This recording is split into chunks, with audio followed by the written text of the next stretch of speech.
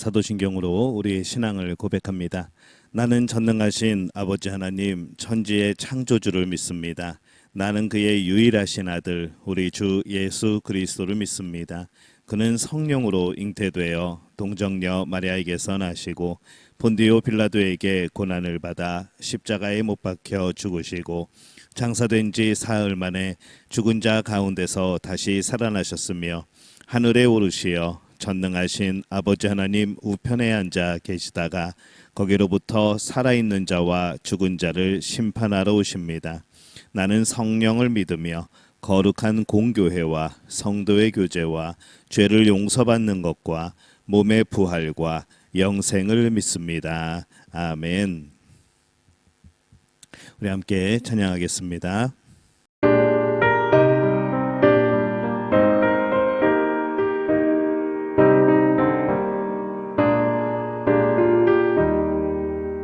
지금까지 지내온 것 주의 크신 은혜라.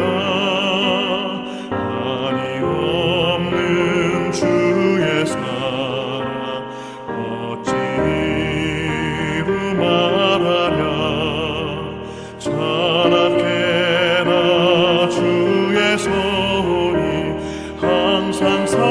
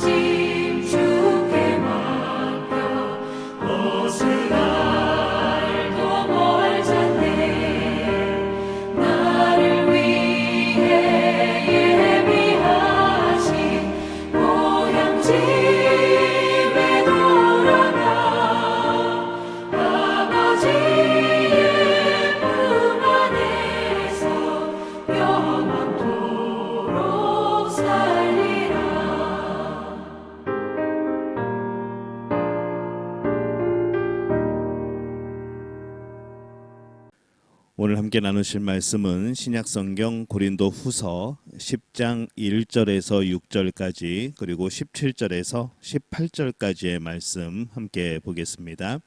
고린도후서 10장 1절에서 6절까지 17절에서 18절까지의 말씀입니다. 우리 한 목소리로 함께 봉독합니다. 너희를 대면하면 유순하고 떠나 있으면 너희에 대하여 담대한 나 바울은 이제 그리스도의 온유와 관용으로 친히 너희를 권하고 또한 우리를 육신에 따라 행하는 자로 여기는 자들에 대하여 내가 담대히 대하는 것 같이 너희와 함께 있을 때에 나로 하여금 이 담대한 태도로 대하지 않게 하기를 구하노라. 우리가 육신으로 행하나 육신에 따라 싸우지 아니하노니 우리의 싸우는 무기는 육신에 속한 것이 아니요 오직 어떤 견고한 진도 무너뜨리는 하나님의 능력이라. 모든 이론을 무너뜨리며 하나님 아는 것을 대적하여 높아진 것을 다 무너뜨리고 모든 생각을 사로잡아 그리스도에게 복종하게 하니 너희의 복종이 온전하게 될 때에 모든 복종하지 않는 것을 벌하려고 준비하는 중에 있노라. 아멘. 17절에서 18절입니다. 자랑하는 자는 주 안에서 자랑할지니라. 옳다 인정함을 받는 자는 자기를 칭찬하는 자가 아니요 오직 주께서 칭찬하시는 자니라. 아멘. 할렐루야. 하나님의 은혜가 오늘 새벽에 하루의 첫 시간을 주 앞에 드리는 우리 믿음의 가족들에게 함께 하시기를 예수님의 이름으로 축원합니다. 오늘 말씀은 이 바울이 자신의 사역을 변호하는 그런 내용을 담고 있습니다. 고린도 후서 10장부터 13장은 이 앞부분이었던 1장부터 9장까지의 말씀의 분위기와는 조금 다르게 시작이 됩니다. 그렇게 다른 이유가 무엇일까? 우리가 찾아보면은 그 직접적인 대상이 다르고 그 목적이 달라지는 그러한 현상이라고 우리가 볼 수가 있겠습니다. 앞에서 바울은 자신을 오해하고 비난하는 이 고린도 교회의 성도들에게 매우 약한 모습 그렇게 다가가고 있죠. 그리고 그런 모습으로 이 고린도 교인들을 설득하고 있습니다. 그들을 향하여 주장하는 자세가 아니라 설득하는 자세로 계속해서 말씀을 이어나가고 있습니다. 근데 이 10장부터는 바울이 설득하는 자세가 아니라 권위를 앞세우고 또 주장하는 그런 자세를 보입니다. 이제 왜 그럴까 생각해 보는 것이죠. 그것은 바울이 앞장에서는 자신을 변호하는 그런 입장이었다고 한다면은 이 10장 이후에서도 여전히 자신을 변호하기는 하지만은 지금 그의 신분은 달라져 있습니다. 고린도 교회의 지도자로서 또 고린도 교회의 목회자로서 자신을 변호하는 그런 측면이 더 강한 것이죠. 10장부터는 바울은 교회의 대표로서 말을 합니다. 자신을 변호하는 것뿐만 아니라 이제 교회를 변호하는 그런 위치에서 지금 이 말씀을 전하고 있습니다. 그래서 그는 그 어조가 좀 강해진 것이죠. 1절에 보면은 너희를 대면하면 유순하고 떠나 있으면 너희에 대하여 담대한 나 바울은 그렇게 말씀을 합니다. 굉장히 이중적인 것으로 보이지만은 그거는 이중적인 것이 아니고 그 말하는 대상이 달라진 겁니다. 바울은 개인을 대할 때는 굉장히 유순했습니다. 하지만 편지를 쓸 때와 같이 이 교회를 대상으로 할 때는 굉장히 강한 어조로 바뀌어집니다. 그리고 그를 비난하는 사람에 대해서도 여전히 마찬가지죠. 개인적인 생각으로 그러할 때는 굉장히 약한 모습, 유순한 모습으로 그들을 설득하며 그렇게 다가갔지만은 이 고린도 교회를 위험하게 하는 이 거짓 선지자들을 향하여서는 매우 그는 강한 자세로 그들을 대적합니다. 이 바울은 자기 자신을 위해서는 약합니다. 그러나 교회를 위해서는 강하였던 것이죠. 우리는 교회를 위해서 강한 자가 되어야 됩니다. 우리의 개인적인 그런 인간관계 또 우리의 개인적인 그런 신앙의 관계 속에 있어서는 우리는 서로를 설득하고 서로를 위로하고 격려하고 우리는 그렇게 살아가야 되지만은 이 교회를 대하여서는 교회를 위하여서는 우리는 강해야 되는 것이죠. 교회의 진리가 침범당하지 않도록 우리 교회의 진리를 지켜나가는 것이고 주의 몸된 교회가 세상적인 모습이 되지 않도록 우리는 이 교회를 외부 세력과 여러 가지 유혹과 미혹으로부터 지켜나가야 되는 겁니다. 이 바울은 익명의 사람들을 향하여서 강하게 질책을 합니다. 아마 그들은 유대 배경을 가진 그런 사람들이었을 것 같습니다. 그리고 그들의 동조하는 고린도 교회의 일부 교인들이었던 것이죠. 그들은 고린도 교회에 들어와서 엉뚱한 소리를 합니다. 물론 그들 나름대로 논리가 있고 또 나름대로 따르는 그런 신념들이 있었을 겁니다. 그러나 그들이 주장하는 것은 잘못된 것이었습니다. 이 교회의 의미 또 주님의 몸된 교회의 근본을 흔드는 아주 중요한 문제였던 것이죠. 13절에 보면 이렇게 말씀을 합니다. 그러나 우리는 분수 이상의 자랑을 하지 않고 오직 하나님이 우리에게 나누어 주신 그 범위의 한계에 따라 하노니 곧 너에게까지 이른 것이라 이렇게 말씀을 합니다. 만약에 진짜 그들의 가르침과 바울의 가르침이 서로 다르고 혼동스럽다면 그리고 그것이 구분이 안 간다면 이 고린도 교회는 어떠한 자세를 취했어야 될까요? 바울의 가르침을 따르는 것이 맞는 겁니다. 바울이 고린도 교회에 복음을 전하였고 이 바울의 사역의 장소가 이 고린도 교회였습니다. 바울을 비난함으로 고린도 교회를 잘못된 길로 인도하는 무리들이 잘못인 것을 더욱더 알 수 있는 바로 기준이 있습니다. 오늘 18절 말씀에 나오는 것이죠. 옳다 인정함을 받는 자는 자기를 칭찬하는 자가 아니요 오직 주께서 칭찬하시는 자니라 이렇게 말씀을 합니다. 자기를 칭찬하는 자가 아니라 주님께서 칭찬하시는 자. 이 바울을 적대시하는 이들은 스스로를 칭찬하는 사람들이었습니다. 신앙인의 칭찬은 자기 자신이 하는 것이 아닙니다.